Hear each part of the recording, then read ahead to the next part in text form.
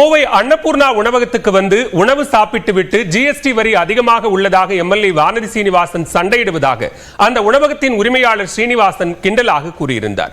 இந்த நிலையில் அந்த உணவகத்திற்கு சென்று தாம் சண்டையிட்டதே இல்லை என்று வானதி சீனிவாசன் மறுப்பு தெரிவித்துள்ளார். காபி குடிக்கணும், காரம் வேணுங்கிறது, காரத்துக்கு 12ன்னு சொன்னா உடனே சண்டைக்கு வர்றது, இது டெய்லி எங்களுக்கு நடக்குது பிரச்சனை. இன்னொன்னு இதே அம்மா வந்து உங்க எம்எல்ஏ அம்மா தான் இதெல்லாம் பண்றது. அவங்க எங்க தொகுதியில் இருக்காங்க, கடையில் வந்துட்டு வடநாட்டில் அதிகம் ஸ்வீட் சாப்பிட்றாங்க, அதனாலதான் அம்மா இங்கே அதுக்கு 5% காரத்துக்கு 12 பண்ணிட்டாங்க. நான் சொன்னேன் இல்லைங்க, அப்படியெல்லாம் இல்லை, தமிழ்நாட்டில் ஸ்வீட் காரம் காஃபி அப்படிதான் போகுது. அதனால தயவு செஞ்சு அதை கொஞ்சம் கன்சிடர் பண்ணுங்க மேடம். நான் கேட்டிருக்க முடியும், நான் உங்க கடைக்கு எத்தனை முறை வந்திருக்கேன் இது வரைக்கும், இல்ல எப்பாவது வந்து உங்ககிட்ட நான் சண்டை போட்டிருக்கேனா, இல்ல எத்தனை முறை வந்து நான் ஜிலேபி சாப்பிட்டுருக்கேன், நான் என்ன சாப்பிட்டுருக்கேன் அப்படின்னா அந்த ஜிலேபியை சொன்னீங்களே, அந்த இது வரைக்கும் நான் அந்த ஜிலேபி சாப்பிட்டதே இல்லை, இதெல்லாம் நான் மேடையிலேயே சொல்லி இருக்க முடியும். நான் அதை விரும்பல, ஏனென்று கேட்டால் அது ஒரு பொது மேடை. இதனிடையே நிர்மலா சீதாராமன் மற்றும் ஸ்ரீனிவாசன் இடையிலான தனிப்பட்ட உரையாடல் வீடியோவை கட்சியினர் பகிர்ந்ததற்கு மன்னிப்பு கேட்டுக் கொள்வதாக எக்ஸ்தலத்தில் அண்ணாமலை தெரிவித்துள்ளார். இதற்காக அன்னபூர்ணா உணவக உரிமையாளர் ஸ்ரீனிவாசனிடம் பேசி மன்னிப்பு கேட்டதாகவும் அண்ணாமலை குறிப்பிட்டுள்ளார்.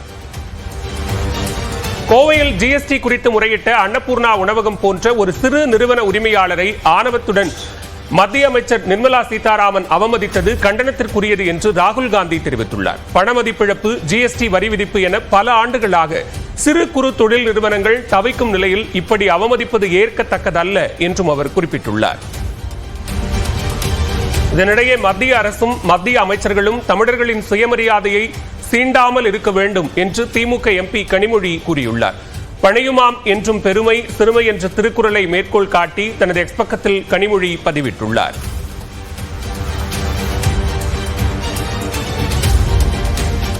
ஜிஎஸ்டி தொடர்பாக நியாயமான கோரிக்கையை எடுத்து வைத்த கோவை அன்னபூர்ணா உணவக உரிமையாளரை மன்னிப்பு கேட்க வைத்ததற்காக மத்திய நிதியமைச்சர் மன்னிப்பு கோர வேண்டும் என்று தமிழ்நாடு காங்கிரஸ் கமிட்டி தலைவர் செல்வ பெருந்தகை வலியுறுத்தியுள்ளார். நியூஸ் 18 தமிழ்நாடு தொலைக்காட்சிக்கு பேட்டியளித்த அவர் மன்னிப்பு கேட்ட வீடியோவை பொதுவெளியில் வெளியிட்டதற்கும் கண்டனம் தெரிவித்தார். இந்த தேசத்தின் நிதித்துறை கேபினெட் அமைச்சர், இந்த நிதித்துறை கேபினெட் அமைச்சர் ஜிஎஸ்டியில் என்ன பிரச்சனை இருக்கிறது என்று குறை கேட்க வந்திருக்கிறார். குறையை கேட்கிறார், குறையை சொல்லுகிறார்கள். இதில் எந்த மாற்று கருத்தும் இல்லை. அநாகரிகமா அவர் பேசல, குறை சொல்லி பேசல. ஜிஎஸ்டியில பன்னுக்கு இவ்வளவு வரி, பன்னுக்குள்ள வைக்கின்ற கிருமிக்கும் ஜாமுக்கும் இவ்வளவு வரி, என்னுடைய வாடிக்கையாளர்களாம் தனியாக கொடுங்கள், வரி போடாதீர்கள் என்று கேட்கிறார்கள். இந்த பிரச்சனையை தீர்த்து வையுங்கள் அம்மா. அதுக்கு மேல இன்னொன்னு சொல்றாரு, தேவைன்னா நீங்க கூட்டிக்கங்க, ஒரே மாதிரி யூனிஃபார்ம் டாக்ஸ் போடுங்கன்றார். ஆனால் இதையெல்லாம் கேட்டு முடித்துக் கொண்டு அவரை அறைக்கு அழைத்து வந்து அவரை வார்ன் பண்ணது தப்பு, கண்டிச்சது. இரண்டாவது மன்னிப்பு கேட்க வைத்தது இரண்டாவது தப்பு. மூன்றாவது மன்னிப்பு கேட்டதை வீடியோ எடுத்து பொதுவெளியில் விட்டது மூன்றாவது தப்பு. நிர்மலா சீதாராமன் அவர்கள் தமிழ்நாட்டு மக்களிடமும் சிறு குறு மற்றும் நடுத்தர தொழில் நடத்துபவர்களிடமும் பகிரங்க மன்னிப்பு கேட்க வேண்டும்.